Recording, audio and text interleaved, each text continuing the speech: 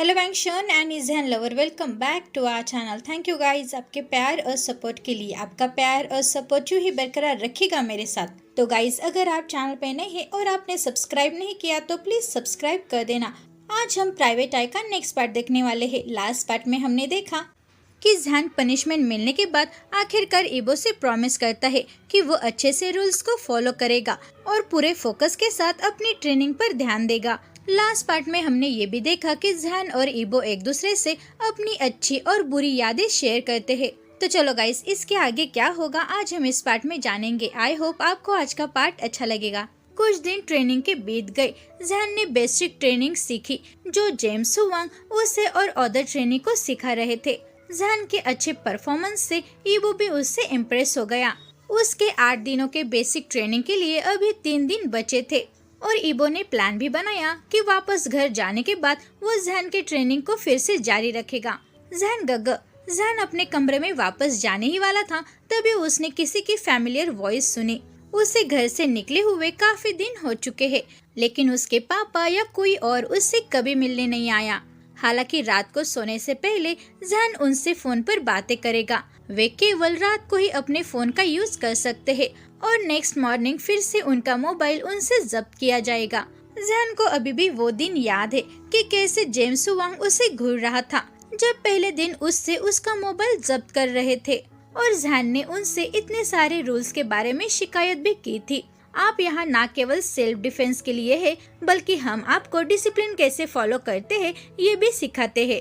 आपको यहाँ रहने के लिए रूल्स को फॉलो करने की जरूरत है। यदि आप रूल्स को फॉलो नहीं करते तो आप यहाँ से जाने के लिए फ्री है। जैन को अभी भी याद है कि कैसे जेम्स हुआंग ने गुस्से से और सबके सामने ये बात कही थी। हालांकि जेम्स हुआंग ने इसे सभी के लिए कहा था, लेकिन जैन जानता है कि वो खुद दोषी है, क्योंकि वो अकेला ही ऐसा पर्सन था जिसने जवाब देने की हिम्मत की और रूल्स का विरोध करने की कोशिश की। पीछे से आवाज आने के बाद जैन ने पीछे मुड़कर देखा, ये देखने के लिए कि कौन उसे बुला रहा है। शाम के 5 बज रहे थे और उसे ये उम्मीद नहीं थी कि कोई उससे मिलने आएगा। जब जैन ने जीली और शुओचेंग को तेजी से अपनी ओर चलते हुए देखा तो उन्हें देखकर उसने स्माइल की। जैन का नाम लेते हुए जीली दौड़ते हुए जैन की ओर आया और वो जैन के ऊपर कूद गया और उसे गले लगाया। ओ माय गॉड जीली, पहले नीचे उतरो। जैन जीली को अपने बॉडी से निकालने के लिए झटपटा रहा था। जैन गग, बस मुझे तुम्हारी बहुत याद आ रही थी। जीली ने नीचे उतरते हुए एक बच्चे की तरह कहा। अय्या जीली, कुछ दिन ही तो हुए हैं कि मैं यहाँ आ गया हूँ। जैन ने जवाब दिया और उसने शुओचेंग को देखा। हाय शुओचेंग, तुम कैसे हो और फिर से तुम्हारे चेहरे पर इतना गुस्सा क्यों आया है? जैन ने कहा और वो चेंग के करीब चला गया और उसे गले लगाया। जैन ने सच में अपने चचेरे भाई शुओचेंग और जीली को बहुत याद किया, क्योंकि जैन अपना ज्यादातर समय उनके साथ ही स्पेंड करता था। अय्या, शुओचेंग के पास एक प्लीजेंट ऑरा है और वो हमेशा वही पसंद करता है। जब जीली बात कर रहा था तब शुओचेंग ने उसे कट करने के लिए उसके कंधे पर एक थप्पड़ मारा। चुप रहो, तुम छोटे हो लेकिन तुम्हारा मुंह इतना बड़ा क्यों है? शुओचेंग ने जीली की ओर गुस्से से कहा। चेंग और जीली की नोकझोंक सुनते हुए जैन हंसने लगा। तुम दोनों बिल्ली और कुत्ते की तरह क्यों हो? हर बार जब तुम मिलते हो तो तुम एक दूसरे से झगड़ते हो और एक दूसरे को मारते भी हो। जैन ने कहा। जैन, लेकिन फिर भी हम दोस्त थे और झगड़ना दोस्तों का काम है। हाँ जैन गगा, वो सही कह रहा है। जीली और चेंग ने एक दूसरे को देखते हुए कहा। ठीक है, चलो अब मैं तुम्हें अपना कमरा दिखाता हूँ। जब जैन उन्हें अपने कमरे में ले जा रहा था तभी जीली जैन के कान में कुछ फुसफुसाने लगा। जैन गगा, हमारे पास आपके लिए एक सरप्राइज है। जीली ने अपनी आंखें ब्लिंक करते हुए कहा और उसने अपने कंधे पर जो बैग था उसे थोड़ा सा खोल दिया। बैग के अंदर जो कुछ भी है उसे देखकर जैन की आंखें चौड़ी हो गई और उसके फेस पर एक स्माइल आ गई।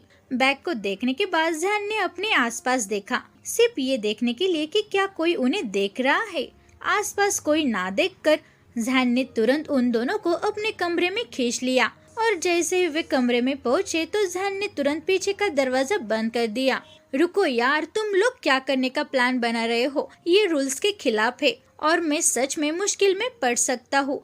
जैन ने शुओचेंग और जीली के सामने धीरे धीरे आगे पीछे चलते हुए कहा। जीली और शुओ चेंग पेड़ के किनारे पर बैठे हुए थे। कम ऑन ज़ैन, तुमने कब आज्ञाकारी बनना शुरू किया? और इसके अलावा यहाँ कोई भी नहीं है, केवल हम तीनों हैं, और इसीलिए किसी को भी नहीं पता चलेगा कि हम यहाँ क्या करने वाले हैं। जीली ने सरप्राइज को अपने बैग से निकालते हुए कहा। एक दिन ज़ैन ने फोन कॉल पर उन दोनों से कहा था उसने वीकेंड को होने वाली पार्टी को बहुत मिस किया, इसीलिए जीली और चेंग ने शराब की बोतलें और खाने के लिए कुछ लाया भी था। तो वैंग ईबो के साथ यहाँ आपकी लाइफ कैसी जा रही है? शुओ चेंग ने अपने प्लास्टिक कप से ड्रिंक पीते हुए पूछा। उन्होंने आते टाइम प्लास्टिक के ग्लासेस भी खरीदे थे, क्योंकि उन्हें ड्रिंक पीने के लिए यहाँ ग्लास नहीं मिलेगा। ठीक है दोस्तों, मुझे यहाँ पहले दिन ही पनिशमेंट मिली थी, ज़ैन ने हंसते हुए कहा, जब उसे याद आया कि कैसे उसके पहले दिन ही उसे पनिशमेंट मिली थी। सच में? लेकिन क्यों? जीली और शुओ चेंग ने एक साथ पूछा। लेकिन एक ही सवाल पूछने के कारण वे दोनों एक दूसरे को देखकर हंसने लगे। जब ज़ैन ने उन दोनों के रिस्पॉन्स को देखा तो उसने अपने होठ थपथपाए। ठीक है यार, तुम दोनों को तो पता है कि मैं कैसा हूँ, और तुम दोनों मुझे अच्छी तरह से जानती भी हो। ज़ैन ने अपने ग्लास में से एक घुट पीते हुए कहा, खैर वो जाने दो, लेकिन तुम दोनों यहाँ क्यों आए हो? क्या मेरे पिताजी को पता है कि तुम दोनों यहाँ मुझसे मिलने आए हो? ज़ैन ने अपनी बोहें टेढ़ी करते हुए पूछा। बिल्कुल नहीं, हम आपके पिताजी को भला क्यों बताएंगे? वे फिर से सोचेंगे कि हम यहाँ प्रॉब्लम खड़ी कर देंगे, और यही सोचते हुए वो हमें यहाँ आने नहीं देंगे। शुओ चेंग ने जवाब दिया। लेकिन फिर भी हम यहाँ परेशानी खड़ी कर रहे हैं, जीली ने मुस्कुराते हुए कहा। जब तक कोई हमें यहाँ पकड़ नहीं लेता और जब तक कि आप दोनों ये नहीं बताते कि हमने यहाँ क्या किया, तब तक हम यहाँ सेफ है। लेकिन क्या आप किसी को इस बारे में बताएंगे?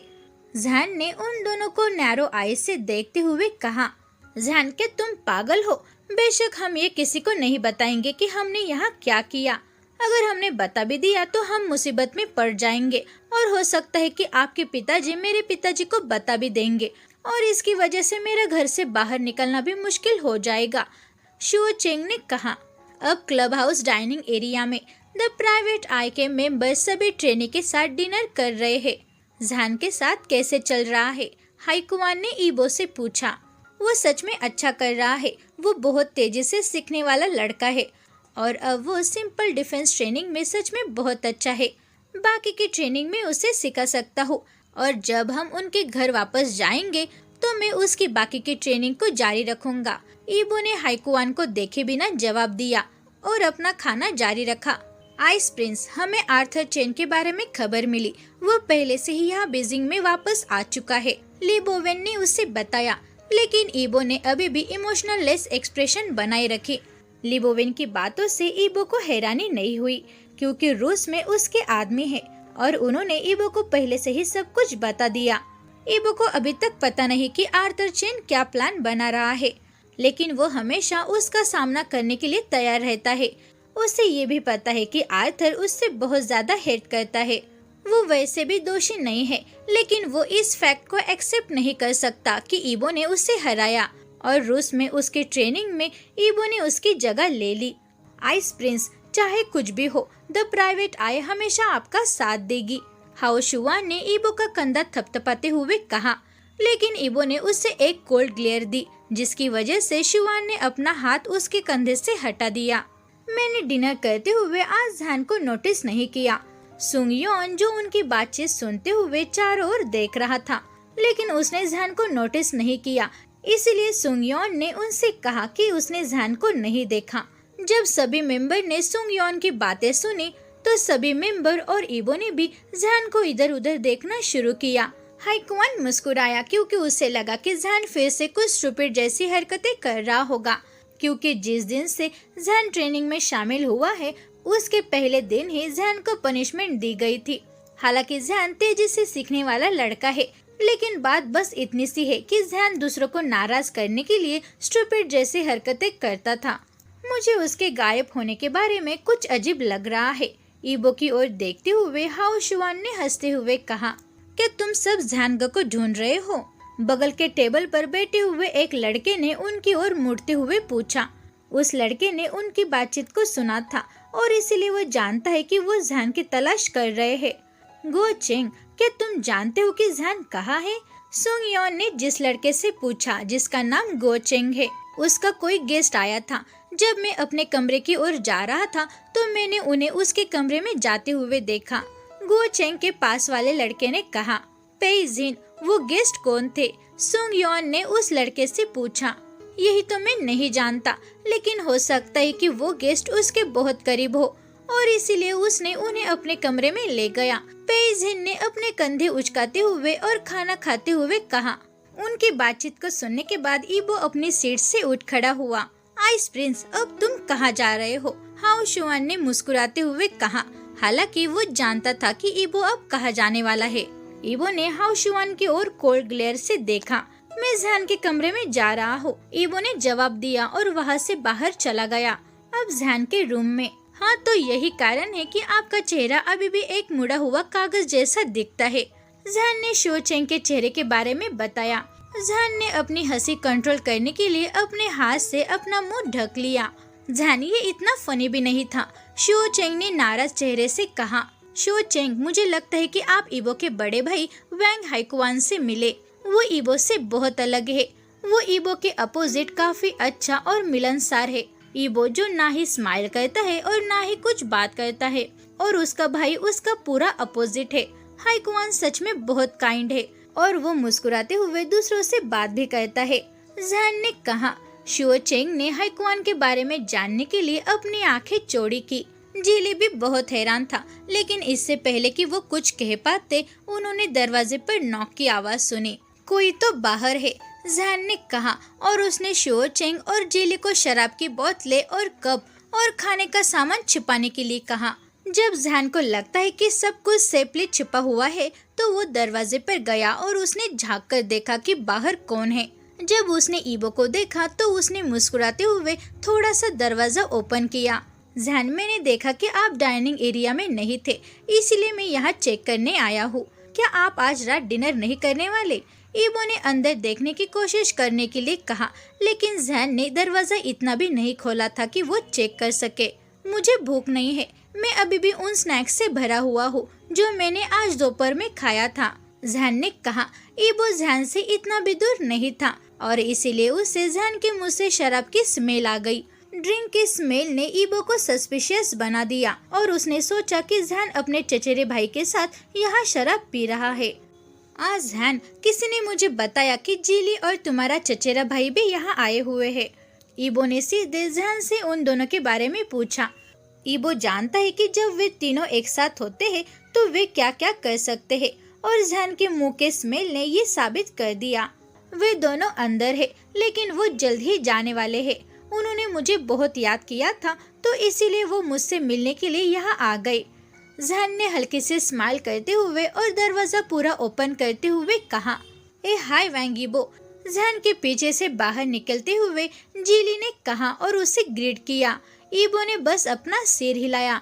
ईबो, मुझे लगता है कि अब हमें जाना होगा, शो चेंग ने कहा, और वो भी जैन के पीछे से बाहर आ गया।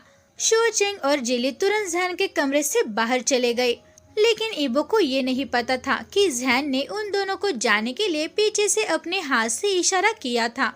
जीली और शो चेंग के चले जाने के बाद भी ईबो की क्यूरियोसिटी खत्म नहीं हुई, और जैन के मुंह से आने वाली शराब की स्मेल ने उसकी क्यूरियोसिटी और बढ़ा दी।